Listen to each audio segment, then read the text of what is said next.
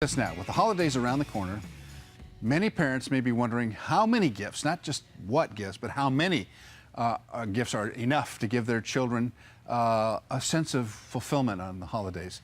Here to talk more about how to say no to all the toys and electronic requests is the author of a popular book, Earn It, Dr. Michael Wetter. Good morning, nice to have you here. A pleasure to be here, thank you. Earn It? What are you talking about, Earn It? I mean, kids are just by the nature of being children deserve to have 50 gifts at Christmas. Sure, of course they do, of course. And every gift they want. And every gift they want, just like Dudley from Harry Potter, right? You know, Exactly. Last year he gave me 50, this year I only see 49, Yeah. you know. So what is the psychology behind all of that? Because I know as a parent, I overindulge my children just like everyone else. Guilty. But there's a limit, right? Guilty. Well, there is a limit. I think the line is blurred very often from time to time. I think the psychology behind it is essentially parents want their children to be happy. You know, that's what we live for. We want to see that smile on their face.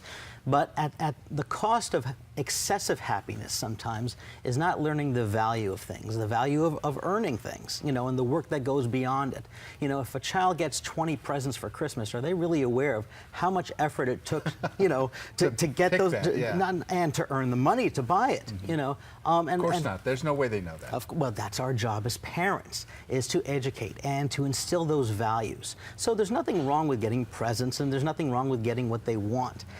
It's about what is the lesson that we teach them. And, you know, for me, the inspiration is my daughter, okay? Just about every time that I make a mistake, I'm thinking about my daughter, okay? Whether it's for right or for wrong, I'm thinking of her. And you know, the purpose and the inspiration behind this book was making sure that I did not want her to feel that as she grew up and became an adult, that things would just be given to her. So now that there's this, and we'll go beyond gifts, let's talk about coaching, little league or sports or whatever. Everyone gets a trophy mentality. Participation. This whole thing, and I took a lot of heat when I was a child coach, a coach of children, that I didn't give everybody a trophy. I heard from parents for months after that about how evil I was. And what I was trying to teach them is that they needed to achieve and work harder to get the trophies. We wanted to win the championship, we didn't. So the most improved and the best player of the year got the trophy. Was I wrong in that? I don't think you're wrong, and I think, again, parents are operating from a standpoint of we want our child to be happy, we want them to feel like they achieved something. But again, what are they achieving, okay? Participation doesn't equal achievement. Right. Okay. That's getting lost in all this the newfound sociology that's out there. Well, it's been around since the 70s. You know, we sort of went overboard. You know, before there was the baby boomer generation that, you know, you go out and you work hard and everything else is sort of secondary. And then we try to compensate for that. Let's give them everything, okay, and reward the effort. And I think now we want to achieve a balance, okay? And I think by not giving a participation award or a trophy to everybody, but to value those people who have progressed, to value those, you know, a good sportsmanship award, you know, the most improved award, those are things that kids can then look to as, this is something I can work towards, this is something that I can achieve with harder work, and more importantly, that's a lesson for the parents, even more so than for the children. What are we going to learn by reading your book?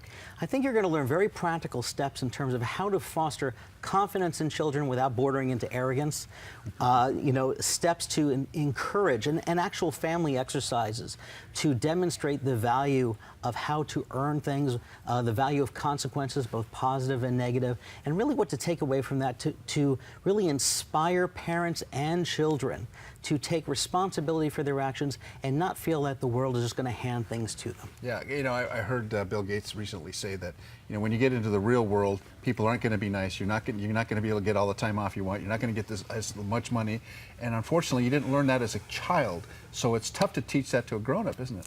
It's all, I mean, when's it easier to learn to play the piano? When you're 7 or 47? Exactly. Okay? It's when our brains are younger and they're more plastic, it's easier to learn these very important life lessons. And that's what we want to do. And that's what we want to, our goal, if you will, in this book. The book is called Earn It, Dr. Michael Wetter. Thanks so much for being here. A pleasure. Really, really interesting conversation. We could talk about it all day long. I'm willing.